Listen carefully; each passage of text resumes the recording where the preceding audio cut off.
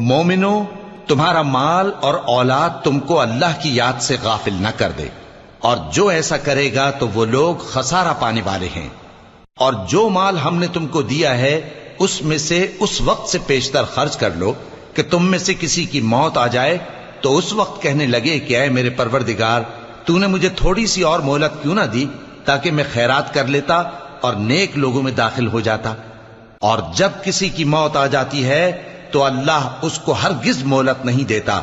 اور جو کچھ تم کرتے ہو اللہ